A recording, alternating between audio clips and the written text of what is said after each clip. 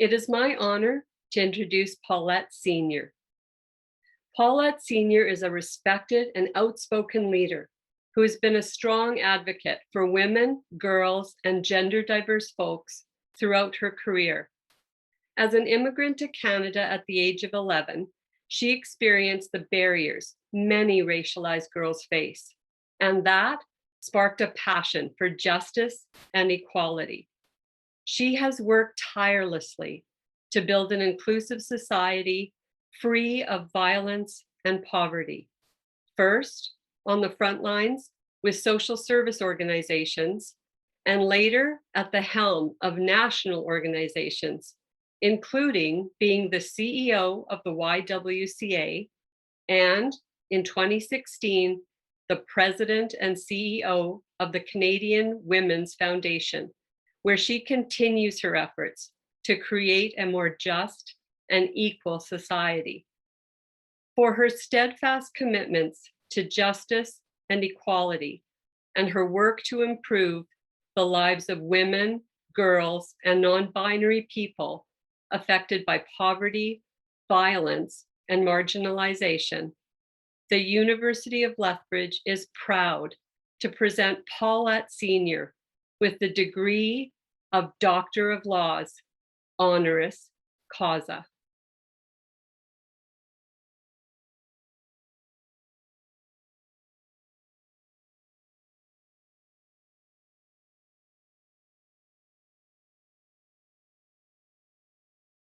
I'd like to invite Paulette Senior to address the graduands.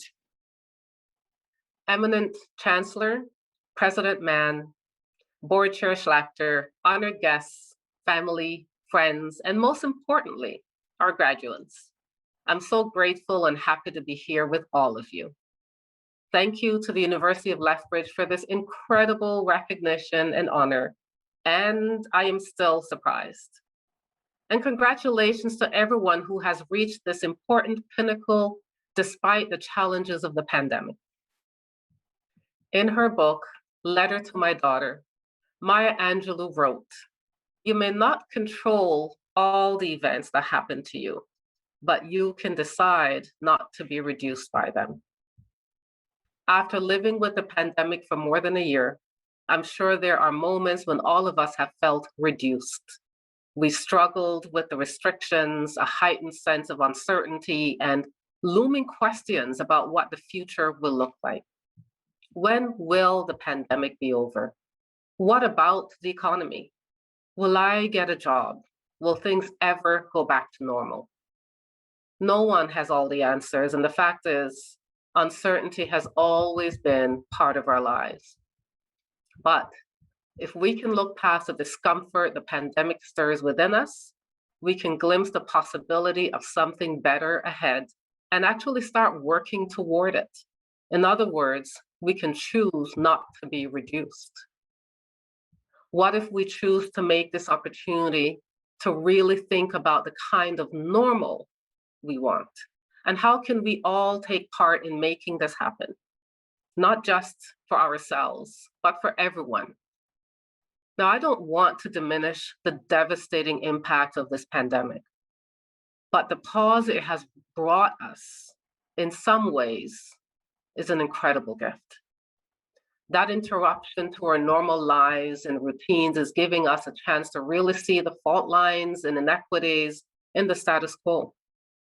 Being away from our loved ones has taught us how much we need each other, how valuable caregiving really is, and how we must take care of each other as a society.